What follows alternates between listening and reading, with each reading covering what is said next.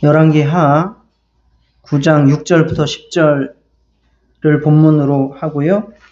성경 내용은 9장 1절부터 10장 36절까지 내용을 말씀을 나누도록 하겠습니다.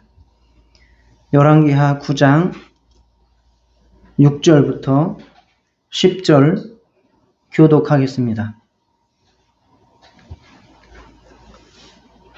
6절을 제가 먼저 읽겠습니다. 예후가 일어나 집으로 들어가니 청년이 그의 머리에 기름을 부으며 그에게 이르되 이스라엘 하나님 여호와의 말씀이 내가 내게 기름을 부어 여호와의 백성 곧 이스라엘의 왕으로 삼노니 너는 내 주 아합의 집을 치라. 내가 나의 종 곧 선지자들의 피와 여호와의 종들의 피를 이세벨에게 갚아주리라. 아합의 온 집이 멸망하리니 이스라엘 중에 매인자나 노인자나 아합에게 속한 모든 남자는 내가 다 멸절하되 아합의 집을 느바세 아들 여로보암의 집과 같게 하며 또 아히야의 아들 바하사의 집과 같게 할지라. 이스라엘 지방에서 개들이 이세벨을 먹으리니 그를 장사할 사람이 없으리라 하셨느니라 하고 곧 문을 열고 도망하니라. 아멘. 네, 지난주에는 저희가 하나님의 예언에 관한 말씀을 나눴죠. 그래서 그 예언의 말씀을 잘 듣고 지키면서 순종하면서 복을 받은 수넴 여인, 그리고 예언대로 왕이 된 하사엘 아람 왕, 그리고 눈물을 머금고 눈물을 흘리면서 정말 자기 민족의 멸망을 예언한 선지자 엘리사, 이렇게 살펴보면서 우리가 얼마나 하나님의 예언이 중한지, 그리고 그 예언을 우리가 지키고 또 복을 받아야 되고 또 선포하며 사명을 감당해야 될지를 우리가 살펴봤습니다. 오늘은 예후라고 하는 왕입니다. 예후. 이스라엘 왕 요람을 죽이고 왕이 된 사람입니다. 예후는 하나님께서 부르셔서 기름 부음을 받고 왕이 되었습니다. 왕이 되어서 왕이 시킨 일을 잘 행했습니다. 그러나 그가 온전히 마음을 다 바쳐 하나님의 일을 행하지는 못했습니다. 즉, 이 일은 했지만 마음은 없었다, 그 말입니다. 그래서 오늘 우리는 이 예후에 관한 말씀을 살펴보면서 하나님께 부름받은 우리, 사명을 잘 감당하면서 살아가겠지만 그 사명 가운데에 하나님을 향한 믿음과 사랑으로 행해야겠다라고 하는 말씀을 나누도록 하겠습니다. 그래서 오늘은 소명과 사명과 생명이라고 하는 세 주제로 말씀을 드리겠습니다. 소명은 뭐죠? 소명은 뭡니까? 소자가 무슨 소자죠? 저걸 쏘가지고 웃을 소 아닙니다. 그 성도가 죽으면은 뭐 했다고 보통 말도 하기도 하죠. 소천했다. 불을 쏘요. 부름 받았다. 소명은 부름 받았다라고 하는 뜻입니다. 그러면 부름 받은 것이 중요하죠. 그럼 부름 받은 사람은 무엇이 생길까요? 네, 소명이 생기는데 그게 동전의 앞면과 뒷면과 같은 거예요. 부름 받은 사람은 무엇을 행해야 돼요? 무엇이 생기는 거예요? 사명이 생기는 거죠. 동전의 앞면과 뒷면 같은 거예요. 내가 무슨 일을 해야 되는데 시연이를 불러서 시키려고 해요. 그러면 시연이를 내가 부르잖아요. 김시연 선생님 이리 오세요. 그게 소명이에요. 그러면 내가 괜히 불렀어요? 뭐 시키려고 부른 거예요. 소명에는 반드시 뭐가 따르는 거예요? 사명이 있는 거예요. 그래서 소명과 사명이 있는 거죠. 그리고 나서 그 사명을 감당할 때에 하기 싫어서 억지로라도 할 수 있죠. 그렇지만 그렇게 하면 무엇이 없어요? 책임은 해요. 시켰으니까 책임은 해요. 그럼 뭐가 없어요? 은혜가 없죠. 은혜가 없는데 그걸 쟤는 생명이 없다 이렇게 표현을 해요. 그래서 우리는 소명받아서 사명을 감당하며 살아갈 때에 생명이 있는 사명을 감당해야 된다. 이런 말씀을 나누도록 하겠습니다. 다 들었네요. 네. 할렐루야. 예, 예후의 소명에 관한 부분은 열왕기하 9장 1절부터 13절에 나옵니다. 참고하면서 들으시기 바랍니다. 아람과의 전쟁이 터졌습니다. 북이스라엘에 관한 이야기인데요. 아람과의 전쟁이 나서 요람 왕은 남유다의 아하시아 왕과 동맹을 맺어가지고 전쟁을 하다가 부상을 당해서 이스라엘이라고 하는 아마 그곳에 그 아합 왕가의 별장 정도가 있었던 것 같아요. 그래서 그곳으로 치료를 하러 갔고, 또 한 부대는 이 예후 장군이 이끌어서 길르앗 라못이라고 하는 동네에서 아람군과 정말 일진일퇴의 공방전을 벌이고 있었습니다. 그런데 그때에 하나님께서 엘리사 선지자를 부르셔서 내가 예후를 이스라엘의 왕으로 삼을 것이니까 제자를 하나 보내서 예후에게 기름을 붓고 오도록 해라 라고 시키셨습니다. 그래서 엘리사는 선지 생도 하나를 불러서 가서 예후에게 기름을 붓고 와라. 그리고 부을 때 어떻게 가서 붓고 아주 빨리 도망쳐서 나와라. 이렇게 얘기를 했습니다. 기름을 붓는다는 것은, 기름을 머리 위에 붓는다는 것은 성별하여 신적인 권위를 부여한다는 뜻을 말합니다. 이거는 제가 우스갯소리로 어디서 들은 얘기인데, 어느 주유소에서 그 기름을, 요즘은 셀프 주유소가 많지 않습니까? 그래서 셀프 주유소를 하는데 초등학생 아들이 아빠 내가 기름 넣어볼게 하다가 실수로 기름을 빼가지고 이제 막 휘두르게 돼서 아빠 머리 위에다가 기름을 확 쏟아버렸대요. 휘발유. 아빠는 열받아서 성질을 냈는데 그 아들이 뭐라고 했는지 아십니까? 우리 아빠 기름 부음 받았네. 라고 했다는 우스갯소리를 들은 적이 있는데, 이 기름 부음 받았다는 것은 보통 일이 아니에요. 기름 부음을 받는 것은 왕이나 선지자나 대제사장만 받는 거거든요. 하나님이 선택해서 불렀다는 그 성별에서 신적인 권위를 부여한다는 의미입니다. 엄청난 거죠. 지금 왕이 버젓이 살아있지 않습니까? 그런데 장관한테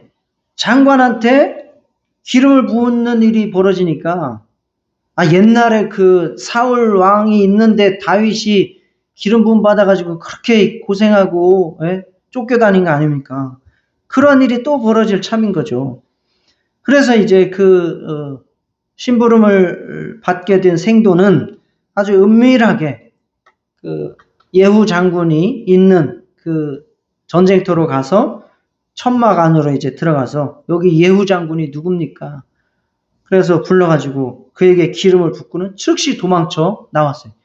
그거 괜히 거기서 좀 있다가는 죽습니다. 반역이라도 하면서 이제 쫓아오면 죽는 거거든요.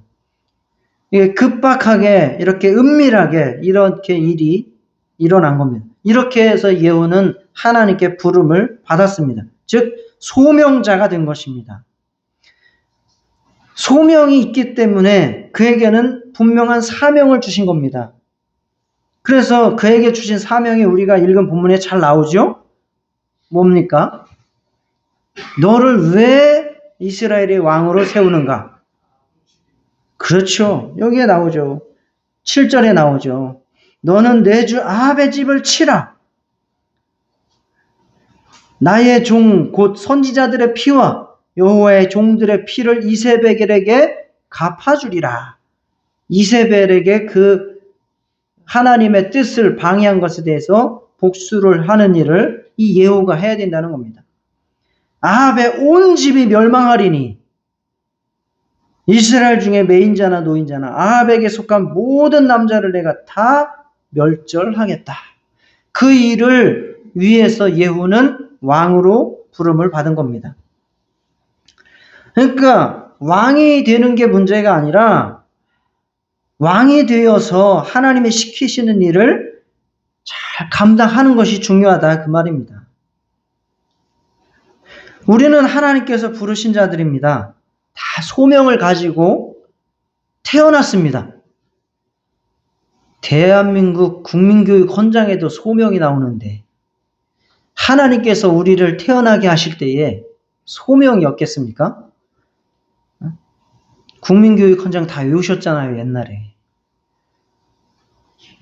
지금은 기억을 안 나죠. 다 부름을 받고 이 땅에 태어났다라고 외웠습니다. 하물며 하나님께서 우리를 이 땅에 존재하게 하고 나게 하실 때에 다 소명으로 우리를 존재하게 하신 겁니다. 우리를 구원하실 때에도 그냥 구원하신 것이 아니라 정말 우리에게 무언가 의미 있는 일에 동참하고 쓰임받도록 우리를 구원하신 겁니다. 예수님께서 괜히 죽으신 것이 아니라는 것입니다. 저와 여러분들을 이 자리에 여러분들이 선 위치에 있도록 하신 것도 이 시대에 지금 존재하게 하신 것도 다 하나님께서 목적을 가지고 이 시대에 이 자리에 여러분의 위치에 있도록 하신 것입니다. 하나님께서 부르신 그 부름의 목적을 아는 것이 소명입니다. 아는 것이 소명입니다. 그래서 우리는 그냥 사람이면 사람이냐, 사람다워야 사람이지. 사람인 자를 5개 써줘야 됩니다. 사람이면 다 사람이냐, 사람이 사람다워야 사람이지. 자, 다시 해보겠습니다. 사람 5개 넣는 거예요. 시작. 사람이면 다 사람이냐, 사람이 사람다워야 사람이지. 사람답게 사는 게 뭔지, 내가 왜 존재하는지를 아는 것이 소명이라고. 다 마찬가지. 성도면 다 성도냐, 성도가 성도사워야 성도지. 그게 성도가 왜 내가 구원받아서 믿음을 가지고 살아가는지 아는 게 소명이에요. 아는 게 소명. 그걸 모르고 살면 그게 다른 게 아니라 죄예요. 죄라고 하는 뜻이 빗나간 화살 아닙니까? 빗나간 화살. 관역에서 빗나간 화살이라는 뜻이 죄예요. 하마르티아. 하나님께서 부르신 그 부름을 알지 못하고 살아가는 게 죄예요. 세상 사람들이 아무리 지 잘났다고 하고 똑똑하다고 하고 해봤자 그 사람들은 이미 관역에서 벗어난 거예요. 하나님의 부름을 몰라요. 누가 불렀는지, 내가 왜 태어났는지, 왜 살아가는지를 모르는데 어떻게 관역을 맞추면서 살아갈 수 있겠습니까? 그러니 그들은 이미 죄인일 수밖에 없고 그들의 사는 삶은 죄밖에 없는 겁니다. 그래서 우리가 존재하는 게 중요한 게 아니라 구원받는 것도 중요하지만 구원받는 것 그것만 중요한 게 아니라 우리가 왜 존재하는지, 왜 구원받았는지, 내가 왜 지금 이 자리에, 이 시대에 나에게 이러한 직장과 직업과 이러한 것들을 주셔서 살게 하셨는지 이것들에 대해서 우리가 알고 그렇게 살아야 된다는 것입니다. 사람답게, 성도답게, 목사답게, 장로답게, 집사답게 그걸 아는 것이 소명입니다. 저와 여러분은 정말 하나님께서 우리를 존재하게 하신 이유, 구원하신 이유, 정말 이 땅에, 이 시대에 우리가 처한 상황에 놓이게 하신 이유를 알고 살아가시는 정말 소명자가 되시기를 축원합니다. 그래서 우리는 소명을 받았기 때문에 그 사명을 감당하면서 살아가야 됩니다. 예후의 사명 감당, 열왕기하 9장 14절부터 10장 27절까지 아주 길게 나와 있습니다. 우리가 보셨듯이 아합과 이세벨을 완전히 절단내는 게 바로 예후의 사명입니다. 그걸 위해서 부르셨기 때문입니다. 그래서 이제 선지 생도가 예후에게 기름을 붓고 도망갔어요. 그러고 났더니 주변에 이제 동료 장군들과 부하들이 막 궁금해서 묻는 거예요. 저 사람이 왜 왔어? 뭐라 그랬어? 너 왜 머리가 이렇게 젖어 있어? 뭔 냄새가 나는데? 무슨 기름으로 붓는다고 여기에다가? 왜 올리브유 붓는다고 그래? 저번 주 배웠잖아요. 너 왜 고소한 냄새가 나? 라면하고 참기름하고 싸웠는데 라면이 깜빵이 갔대요. 왜 그래요? 참기름이 고소해서.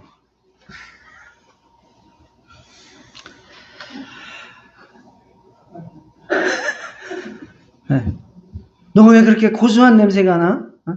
뭐 이러면서 묻기 시작하니까 이제 예후가 거짓말을 할 수가 없어. 그래서 이제 측근들한테 자기하고 전쟁을 함께 수행하는 그 측근들한테 얘기를 한 거죠. 이렇게 얘기를 해서 하나님이 나를 왕으로 세운대. 그래서 나를 이런 일을 하게 하신대. 그래서 내가 지금 기름 부음을 받은 거야. 했더니 바로 그 주변에 있는 동료 장군들과 부하들이 왕으로 추대를 해버린 거예요. 그리고 즉시 이제 그들과 함께 사명을 감당하기 시작합니다. 제일 먼저 누구를 찾아가느냐? 아주 이 피의 보복의 사명을 감당하는데 보세요. 엄청납니다. 아합의 아들 요람을 찾아갑니다. 요람은 지금 전쟁하다가 부상당해가지고 치료 중에 있던 사람입니다. 그래서 막 그 흙먼지를 날리면서 부하 예후가 온다고 하니까 이게 먼저 딱 긴장이 되는 거죠. 그래서 부하들을 몇 번을 보내요. 네가 평안하냐? 이게 무슨 의미예요? 네가 좋은 소식을 갖고 오는 거냐 아니면 나를 반역하러 오는 거냐 이제 묻는 거죠. 그랬더니 대뜸 평안이 무슨 개 뜯어 풀 뜯어 먹는 소리냐? 너희들 다 내 뒤로 붙어. 몇 번을 그렇게 합니다. 그래가지고 이제 이 대세가 이미 기울었네. 그래가지고 이제 먼저 왔던 부하들이 다 뒤로 붙어요. 그래요. 그리고 나서 이제 요람이 직접 자기가 옵니다. 그래서 예후한테 묻습니다. 평안이냐? 그랬더니 똑같이 말하죠. 예후가 네 어미 이세벨의 음행과 술수가 이렇게 많으니 어찌 평안이 있으랴. 열왕기하 9장 22절. 그랬더니 이거 이미 벌써 끝났네. 요람이 이제 말을 돌려가지고 도망을 치기 시작합니다. 그때 예후가 화를 들어가지고 그냥 그 등을 팍 조준해서 쏴버려가지고 그 화살이 심장을 꿰뚫어가지고 죽어버립니다. 마침 그곳이 나봇의 포도원이었던 땅이라고 합니다.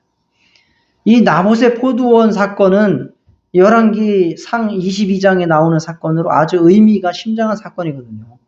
그게 아합과 이세벨이 강제로 그 나봇이라고 하는 사람의 포도원을 뺏어버리고 그렇게 아주 그 흉악한 통치를 한 그 장면. 그래서 거기서 이미 하나님께서 너를 그렇게 아주 피로 복수를 하겠다고 하나님께서 예언하신 그곳이거든요.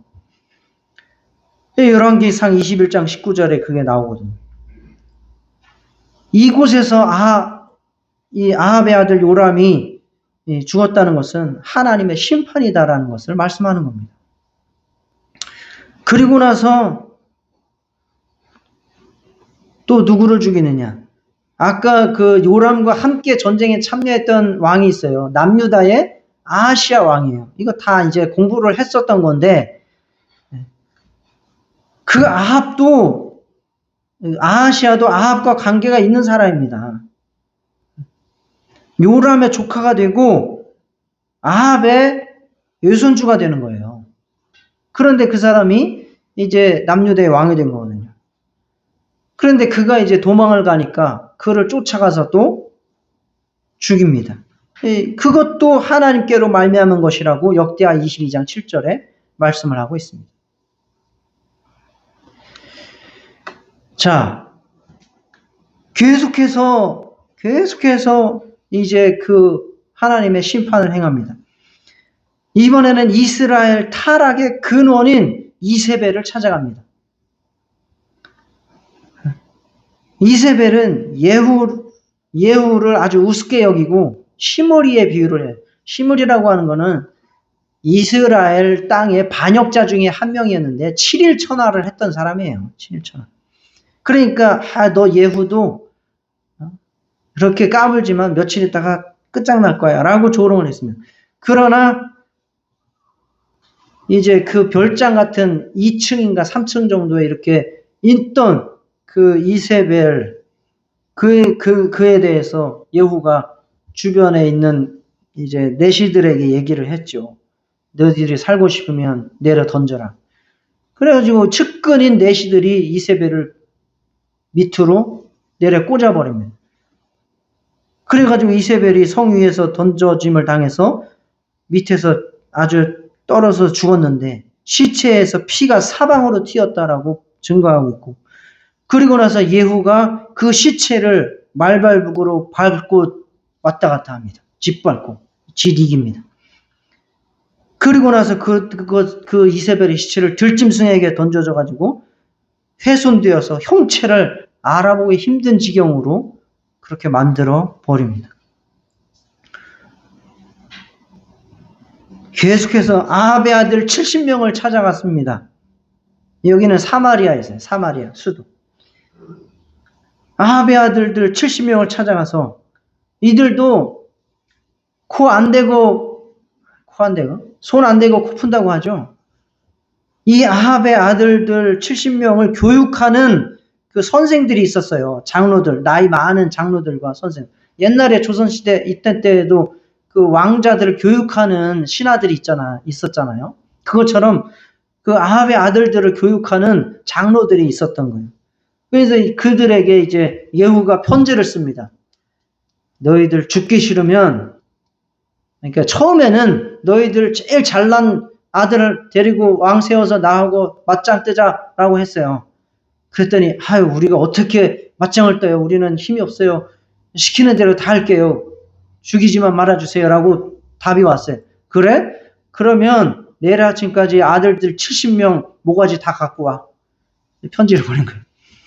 그래가지고 예후가 보낸 편지를 받은 그 장로들, 그 왕자들의 스승들이 기가 막히죠. 70명을 다 죽여가지고 그 목을 가지고 예후에게 온 거예요.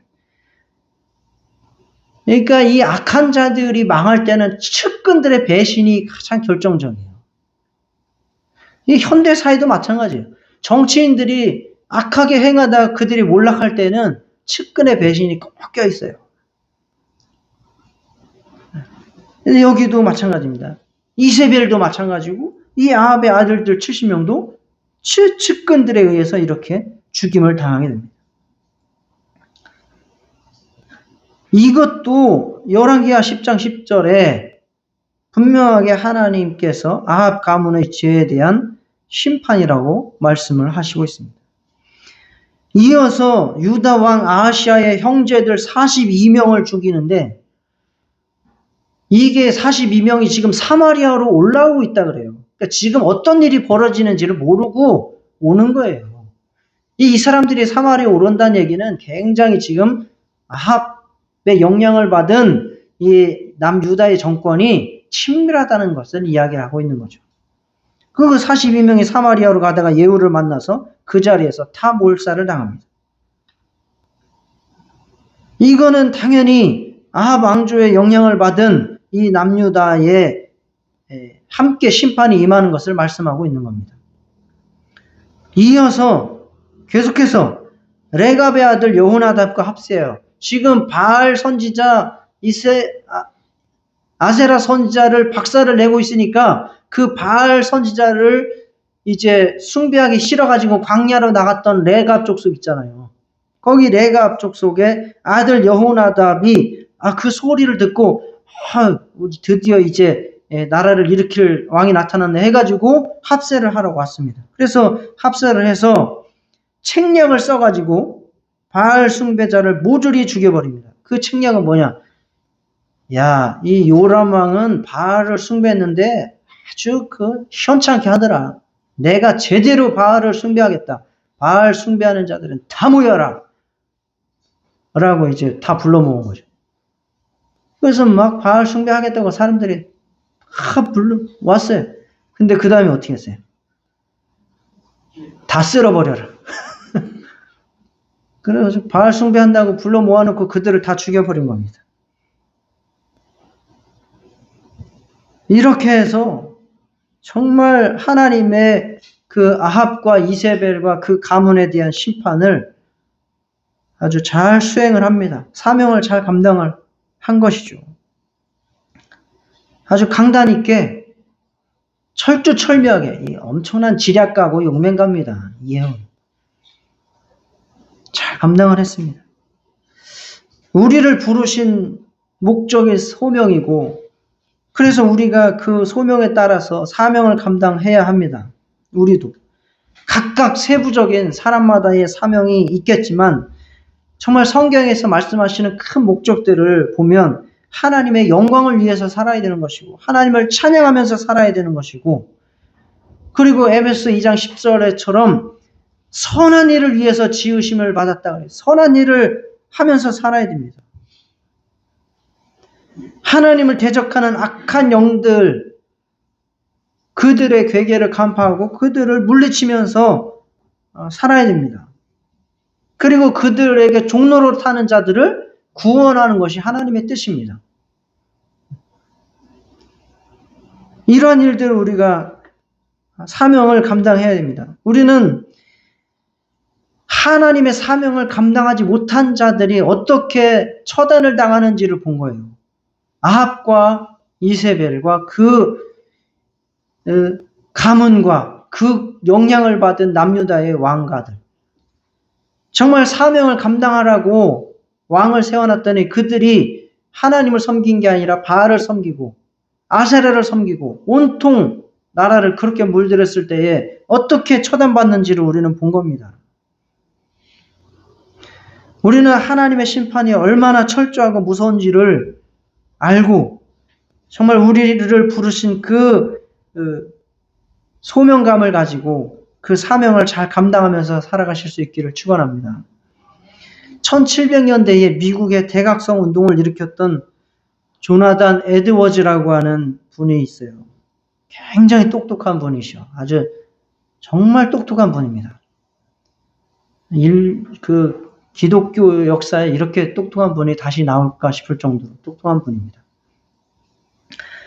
근데 이분이 정말 믿음을 갖고 난 이후에 나는 오직 하나님의 영광을 구하고 신앙 이외에 다른 어떤 삶의 목적도 나한테 끼어들지 못하도록 하겠다. 그렇게 내가 살아가겠다. 라고 결단하고 실천한 사람입니다. 그가 한 유명한 설교 중에 하나가 진노하신 하나님의 손안에 놓인 죄인들이라고 하는 설교가 있어요. 이 설교를 들을 때 사람들은 막 두려워서 벌벌 떨고 눈물을 흘리고 비명을 질렀다고 합니다. 그 내용 중에 사람들에 대해서 이렇게 이야기를 합니다. 모든 사람은 지옥의 구덩이 위에 놓여있는 하나님의 손에 매달려 있습니다. 그들은 타오르는 불구덩이에 던져져야 마땅한 사람들입니다. 이미 그것에 들어가기로 선고받은 자들입니다. 마귀는 그들을, 즉 우리를, 사람들을 기다리고 있으며 지옥의 문은 그들을 향해 입을 넓게 벌리고 있습니다. 지옥의 불길이 그들 주위에 타오르고 있으며 그들을 덮쳐 삼켜버릴 것입니다. 이렇게 사람의 인생을 묘사를 했습니다. 지옥이 정말 우리를 삼키려고 입을 벌리고 정말 혀가 낼름거리듯이 마귀는 우리가 들어오기만을 밑에서 기다리고 있는데 우리는 그 위에 손에 손 위에 붙잡혀 있는 그러한 인생을 살고 있는 거예요. 하나님의 손 위에 붙잡혀 있는. 거기서 우리가 하나님을 믿지 않는다면, 즉 하나님의 사명을 무시하고 내 뜻대로 살아간다면 거기에서 바로 하나님의 손에서 벗어나서 그 지옥 불구덩이 속으로 떨어져서 우리의 영혼은 영영 사망을 가게 되는 겁니다. 그게 아합과 이세벨의 당한 고통이고 그 가문의 절단이고 멸망입니다. 하나님을 믿지 않는 자들, 하나님이 지으시고 구원하시고 부르신 그 목적을 알지 못하고 그 뜻대로 살지 않는 자들은 지옥의 심판을 피할 길이 없습니다. 우리는 하나님께서 우리를 지으신 목적, 구원하신 목적, 우리가 이 땅에 살아가는 이유, 정말 예수 그리스도로 말미암아 알게 되었습니다. 예수 그리스도를 통해서 우리는 새 생명을 얻었고 새로운 인생, 새로운 의미를 부여받고 이제 예수님을 위해서 사는 존재들이 되었습니다. 정말 이제 우리는 하나님의 영광을 위해서 하나님의 뜻을 좇아 사명을 감당하는 저와 여러분 되실 수 있기를 축원합니다. 방향을 바꾸셔야 합니다. 그렇지 않으면 아합과 이세벨의 길을 따를 뿐입니다.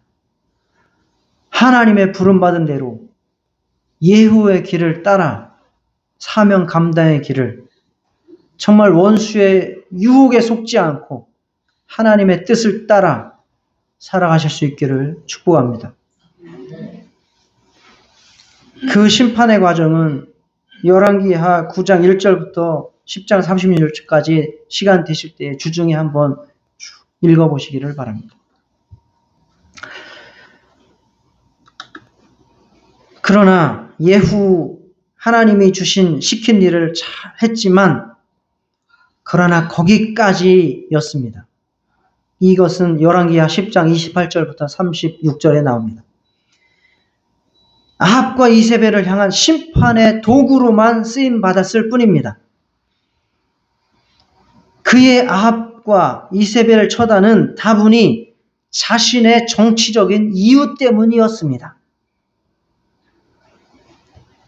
이 이념과 이런 종교를 자기의 정치에 이용을 하는 것이 가장 나쁜 짓이거든요. 거기에 피해보는 게 일반 시민들, 백성들이거든요. 지금 이스라엘과 팔레스타인이 전쟁을 해서 수많은 사람들이 죽고 있지만 사실은 나쁜 놈들은 이스라엘도 아니고 팔레스타인도 아니고 나쁜 놈들은 그 정치인들이에요. 이스라엘도 정치가 개판입니다. 거기도 완전 진보와 보수가 싸우느라고 완전 나라가 둘로 갈라질 지경입니다. 이 네타냐후가 오랫동안 집권을 했었고 그 전에 잠깐 동안에 베네트라고 하는 진보 쪽에서 잡았는데 그게 1년 남짓 잡았다가 다시 네타냐후가 잡은 거거든요. 근데 이게 완전 극단이에요. 완전 극단. 연립해서 이렇게 세우느라고 네타냐후는 완전 그냥 유대교 정통 그 사람들하고 손을 잡아가지고 그들이 원하는 대로 다 이끌어가는 겁니다. 예수 믿는 사람들도 다 죽이는 그런 사람들을 막 장관으로, 군대 장군으로 세우고 그러고 있었습니다. 반면에 또 반대쪽에 진보 쪽은 동성애를 막 허용을 하고 이스라엘 인구의 10%가 동성애자라고 하고요. 예루살렘, 텔아비브 이쪽에는 25%가 동성애자라고 합니다. 이번에 그 가자 애들한테 그 잡혀간 그 축제 벌어진 거 있잖아요. 동성애 축제랍니다. 마약 축제입니다. 밤새 술 파티야. 거기가 가자에서 한 2km 떨어진 데. 그리고 영상을 하나 봤는데 그 축제에 이상하게 엄청나게 큰 돌 부처 형상이 거기 있어요. 제가 보여드릴게요. 나중에 궁금하시면. 궁금했습니다. 그 축제 현장에 그게 영상이 찍혀 있어요. 뭐 하는 짓인가? 그러니까 어디가 잘못됐다, 잘했다 할 게 없어. 유대인들은 뭐 훌륭한 사람들, 그렇지도 않습니다. 유대인들이요, 1990년대에 나는 신을 믿는다, 신이 존재한다라고 믿는 비율이 5%쯤 됐대요. 최근에 나온 조사에 의하면 나는 신이 존재하지 않는다라고 생각한다가 66%가 넘어요. 우리나라보다 더 심해. 신기한 일입니다.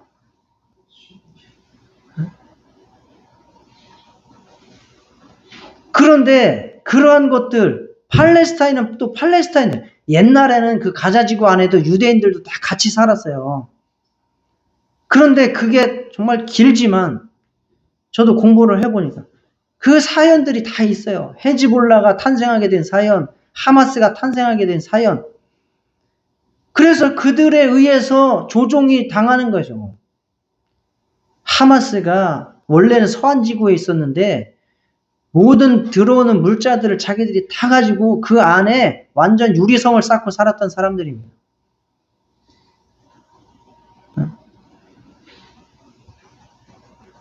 그들도 그들의 이권을 위해서 해가지고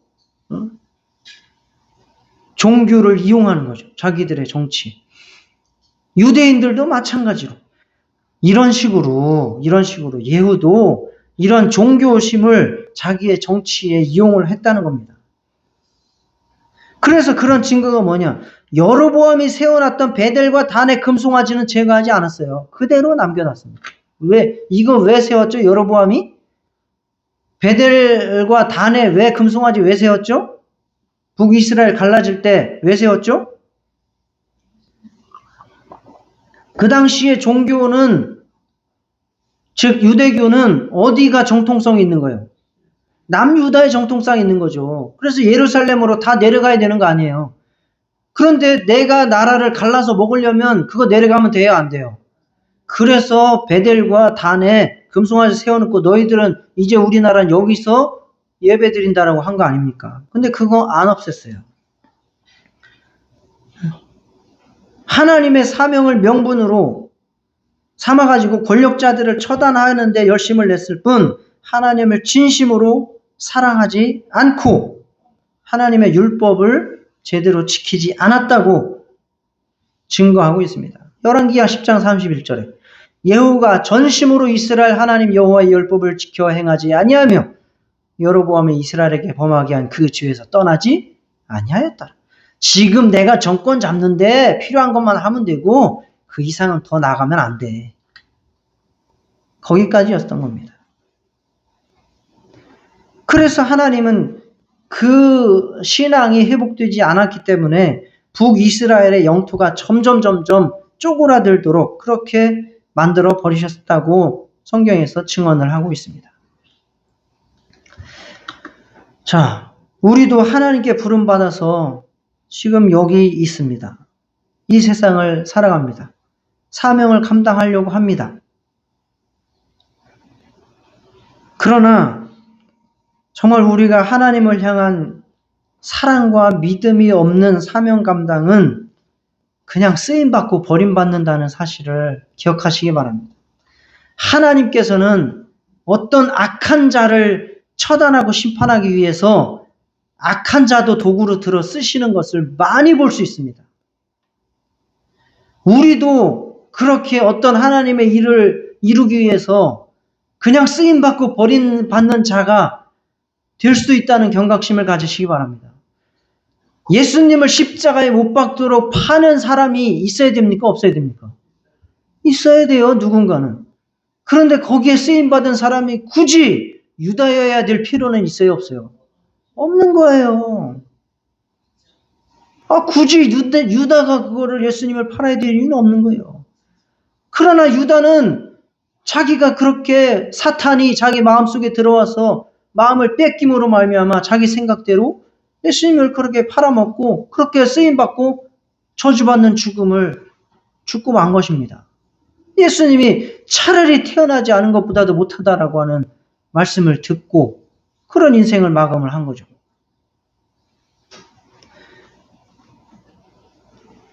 하나님 앞에 쓰임받는 것 중요합니다. 사명 감당하는 것 중요합니다. 그러나 믿음이 없이, 하나님을 향한 사랑이 없이 일만 열심히 하는 것, 불순한 의도로 정말 하나님의 일을 하는 것, 이것처럼 위험한 것이 또 없습니다. 목사들 중에서도 불순한 마음으로 목회를 하는 목사들도 있을 것입니다.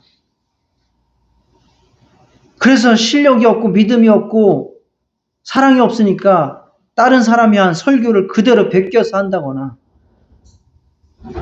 그래가지고 또 성도들은 그 책 보고 나서 그 책하고 목사 설교 내용한 거 긁어가지고 또 이렇게 비교해가지고 또 보내고, 이런 일들이 많이 일어납니다. 여러분들도 한번 찾아보세요. 제가 설교한 건 어떤 책에서 나오는 건지. 참고를 많이 하죠. 당연히 합니다. 그러나 그대로 베껴가지고 보고 읽듯이 하는, 그러면서 목사의 일을 하고 있는 사람들도 있죠.